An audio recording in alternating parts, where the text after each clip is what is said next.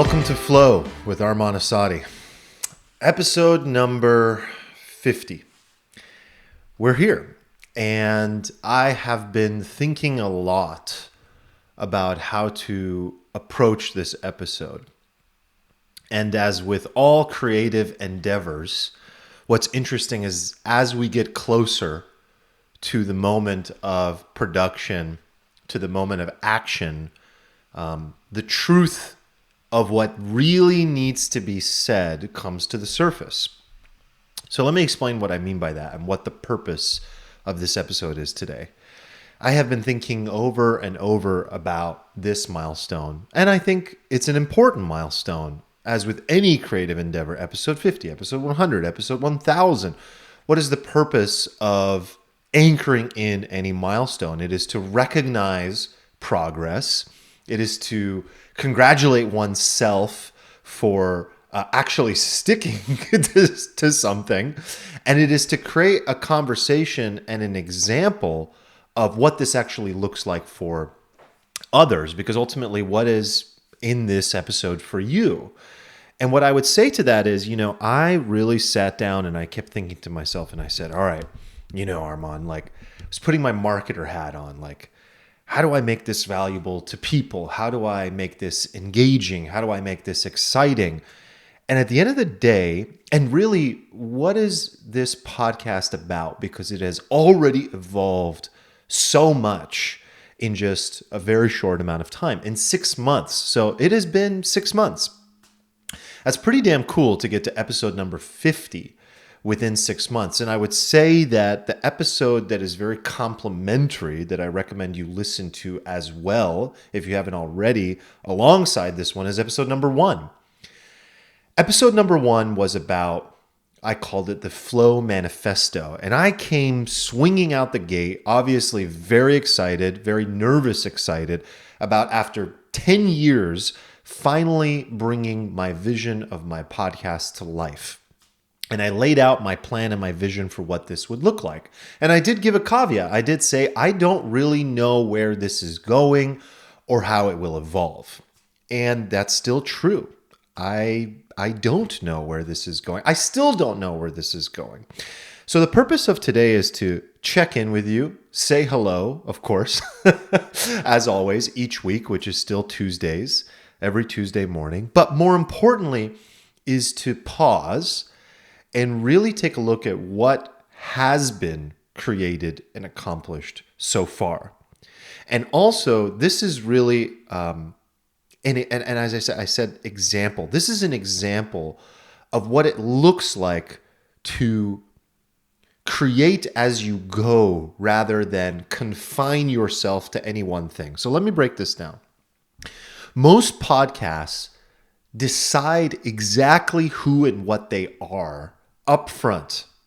For example, let's just use my show as an example. Flow with Arman Assadi. I kind of came out the gate saying this is going to be a show about flow itself, about the psychology of flow.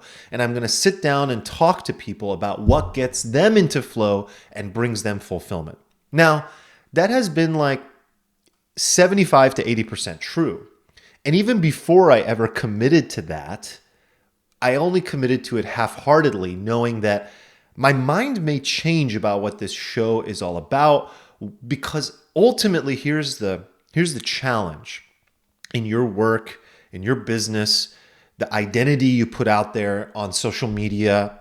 Maybe you're an influencer. Maybe you're just building a brand of some kind. Maybe you're not doing any of that, but you're just thinking about what it is that you are here to do in your lifetime, right? And we often come to this moment where we have to define that and make it concrete. And the challenge or the fear is that if we make it too specific, we won't be able to get out. So we'll feel stuck. We'll feel pigeonholed. Now, here's what makes it even more challenging. All of the literature, we'll call it, in the business world tells you to be specific. Even myself as an entrepreneur, I know that if I'm starting any new business, podcast, whatever, go niche, they say. Be as niche as you can possibly be and serve a specific audience. And I know that's true, and I know that's the right thing to do. So if this podcast was just about the psychology of flow, and I just sat and I talked to people about what gets them into flow, maybe it would be more clear to the end user, to the listener. Maybe it would be more successful. And it's true, but I'm actually struggling with it. Like, for example, if you were my client and we were sitting down, I would probably say something along the lines of like, well, you're a scientist, right? Your background is pharmacogenomics. And so you should create a podcast specifically talking to industry leaders and sharing your personal wisdom and knowledge and information that you have on pharmacogenomics in that industry. And it would be really successful because you'd create 1,000 raving fans, as Kevin Kelly talks about, which, by the way, amazing episode I just had with Kevin Kelly, episode 48, I think. And it would build, and there would be this flywheel effect, and people would be able to specifically talk about what it is that you do and what it is that this podcast does for them. But I'm challenged by that. I'm not excited by that because I've been down that road of getting pigeonholed before. And I don't think that flow, in terms of the definition of the psychological aspect of flow, the flow state in terms of psychology, is something that I can commit the rest of my life to. I think I could commit the next few years to it, but I'm always thinking ahead, and I'm always wondering to myself, am I going to have to rebrand this later? And that's possible. I might rebrand it to the Arman Assadi show one day down the line or something like that, or Conversations with Arman, whatever it might be. It's possible, but I tend to want to prevent that feeling of unfulfillment and feeling stuck and feeling pigeonholed from happening. And so what I did, if you noticed along the way from episode 1 through 50, was I didn't talk to everybody about flow. What I did do almost every single time was get into flow with people. Flow being the state where time is warped, where you lose your sense of self. I know I was, because that's what this show does for me. It gets me into an incredible state of flow and awe that brings out the best in me for you and for the person I'm interviewing, or rather having a conversation with. And what that tends to do then, when I set that as an intention, is it gets the other person, my guest, into flow as well. By doing that, I am creating something unique, something that is not out there in the podcast market. Maybe there is someone that does a great job of it, but people often ask me, Arman, how do you go into these interviews?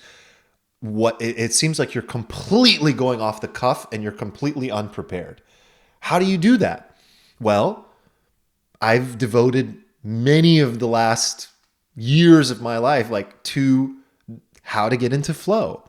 And I've recognized that the way that I get into flow is through conversation and through speaking. I speak to discover what I know. And so that's going to close the loop on what I said at the beginning, where sometimes creativity is a process that happens in real time. I didn't know where this episode was going to go. I still don't know where it's going to go next.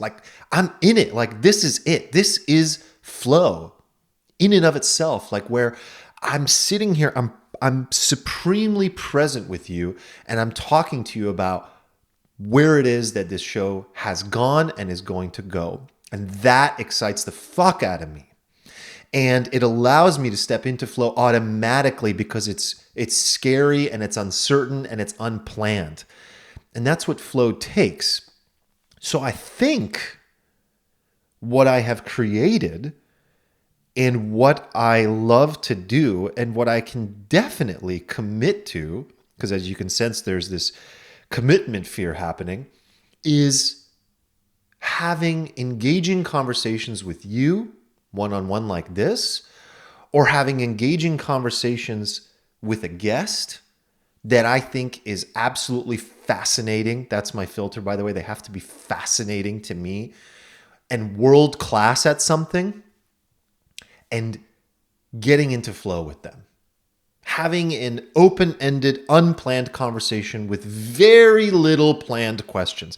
I mean, there has been very little times where I've stepped into one of these episodes and had a planned question for my guest. The only time that's ever happened is I'm like, all right, I know I want to ask Kevin Kelly about language, the origin of language, or, oh, this person is just absolutely incredible, preeminent at this one thing. I want to ask them about this. But that's it. And all it does is it kickstarts the direction of the conversation, and there we flow. I was going to say there we go, but there we flow sounded better. So that's where this has been going, and that is something that I can commit to, and I can see this really building and taking off. Not that it matters how much it takes off, but really going to a level where this is known as a show full of absolutely unexpected, raw, authentic conversations where you can take that guest that you've seen 100 times on another show and they come talk to me and it's a completely different experience. And that can sound a little cocky and overly confident from me, but it's not, because I know it to be true. I know it to be true, and let me explain that, because every single person needs to know their truth and they need to own it. You need to know what it is that you uniquely do best. What I have been told that I uniquely do, and how do you identify that? Ask people and listen. Listen to what they actually say. Hey man, like, that was really good. That was interesting. That was different. The way you do that is so unique, so different. You do those funny accents really well.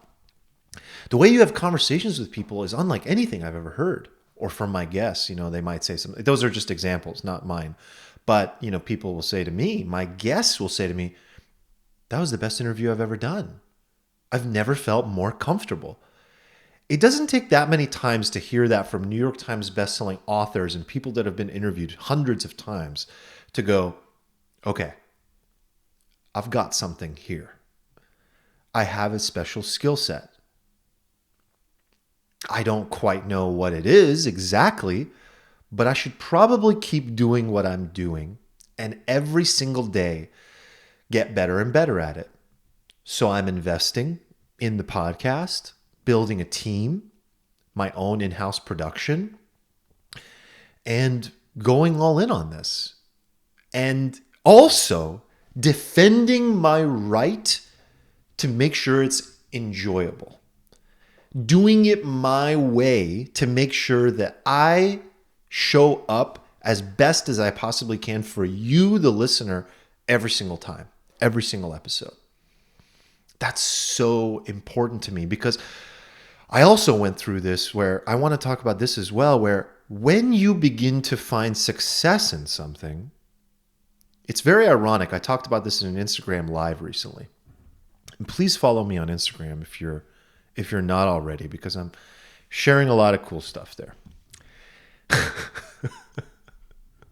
So I shared something. Somebody asked me a question on Instagram Live. It was a great question. She asked, I don't remember the exact question, but my answer to the question will give you the context. It was, look, when you become an overnight success at something, it is very understandable and common to then, going forward, only deliver that thing to the audience. For example, you're a TikToker and you're trying all kinds of shit, but then you do this one type of video that hits it.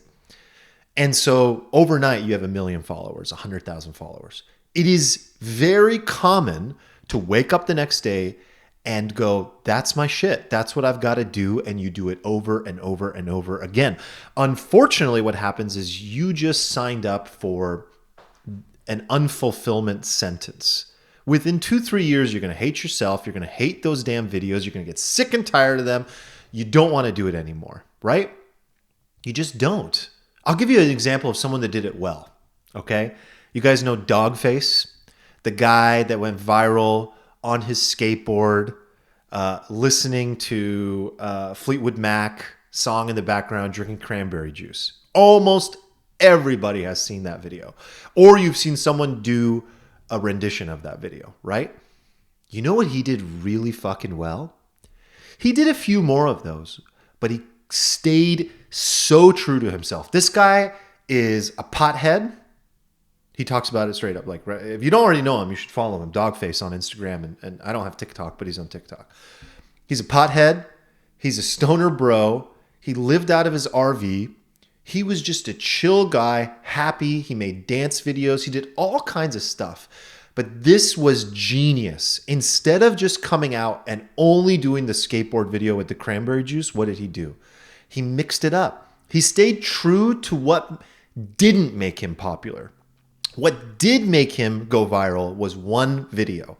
But if you look back at all his past stuff, he had dance videos, he had jokes, he had little impersonations that he did. He had all kinds of stuff that made people feel good. It didn't make millions of people feel good, but it made people feel good. What he was absolutely brilliant at was staying true to who he is. Sure, he took all the sponsors that came his way. Sure, he's now made enough money to buy himself a house and move out of his RV, and he just bought his mom a car and all this cool shit. Like, the internet wins for that reason, by the way. That was one of my favorite stories of the year. The internet wins for that reason. Change this guy's life. But that's what you have to do. I'll give another example. I posted something on Instagram, a photo of Donald Trump, and I gave my opinion on the election. I didn't say I support Donald Trump. I didn't say anything remotely in that direction. I just broke down my opinion on the left and the hypocrisy that I often see on the progressive left. As a person who's sitting in the middle, I'm able to see both sides very well. I think I've done that intentionally, right? And so I gave my perspective on one of those sides. That post performed really well. I think it's been my top post of the year so far. It was shared over, 1,000 times, something crazy, right? And it was seen by tens of thousands of people, and I got all this great love, and I also got all this hate of people that just didn't get it, and I can't believe you're a Trump supporter, and just didn't even read it, and I dealt with all kinds of shit. Here's my point. Do you know how easily a person would just be like, well, shit, maybe I just need to post controversial political content all the time? That's the ticket. And that thought literally did cross my mind. Like, where do I need to be more political? I'm proud. I was proud of myself for finally saying something political and beginning to step into that arena. That's something I've done on this show, on the Tipsy Talks as well. That's something I've done on multiple episodes where I'm diving into politics more because I think that's a part of life and I avoided it for so long. That's an aside. The point is, I didn't let myself get pigeonholed. I didn't let myself get overly excited about all the newfound right-leaning people that were like, hell yeah, Arman, you're the man. Thanks for voicing for us. And I am happy I did that. Because I did give them a voice and I did make them feel heard. And I think that was really good. And they liked that. But I lost all these other people. So it was like a trade-off. But instead of allowing myself to just say, well, that's what I got to do going forward, I was like, well, that was just it was a cool moment. And that's it. Back to continuing to share things that I find fascinating and sharing my philosophy on all things, which is quite different, and helping people think differently, see the world differently, more compassionately, more honestly, with nuance. That's what I like to do. And so that was just an example of it. My point here is, as you go down the road of mastery, an amazing book behind me by Robert Greene, you will be met with trials and tribulations, and you will also be met with moments of success. The key is to become attached to neither. Do not become attached to the failures, to the obstacles, to the trials and tribulations, and do not become overly attached to the applause, to the accomplishments, and so on. The reason for that is a philosophical answer. Because you're not going to be happy, first of all, that way.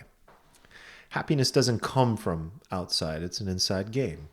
And it doesn't matter how many people praise you or how many people put you down. You're on a path of mastery. That's it. You are exercising your craft, and it's messy. It's a hero's journey. And with that said, the other reason that you don't want to become attached is because the path that you are on needs to be flexible. You don't want to allow yourself to get stuck. And so, in many ways, perhaps my answer as a consultant even might be different now based on my experience. I think I wouldn't answer that question of go niche. That question of how should I approach my podcast or my company or my business or my project. In business, it's different. In business, it's like it's tactical. But in life and in mastery and in identity, it needs to be that it's you. It's whoever you are today. And so in many ways, what this podcast is for me is a way to document my thoughts, my philosophy, and my state of mind and my state of being as it stands in this moment. And every single day that changes, and that's fucking okay. That's okay for me, and that's okay for you. Things that I said in episode 1, 7, 9, and 27, and even 49, I don't believe anymore. That's the beauty of life. That's why I believe what a person puts out into the world is one of the most fundamentally important things that they can do. Not everybody needs to put their work out into the world, but those that do know that you are doing something absolutely beautiful for the world by sharing your truth. It's critical. It's absolutely critical because when you put that out, you have created something that lasts. And maybe no one will ever read it, no one will ever listen to it, but there's a chance that it could be really valuable and it could help people. And in 100 years from now, people will still look at that and go, yeah, we really learned something from that. That changed humanity. That changed the psyche of the culture that we live in. And that is worth it. That is worth it. And those are just a few of the reasons that I know deep within my being and my soul that this is what I should be doing. And I'm doing a lot of things. I think at some point I'm going to have to do an episode on what I'm even doing, what my life looks like, what I've got going on. So many projects, so many things right now. This is just one of them. But maybe the better question is, what do you want me to share and talk about? I would love to hear that from you. Shoot me a text at 619-825-2595.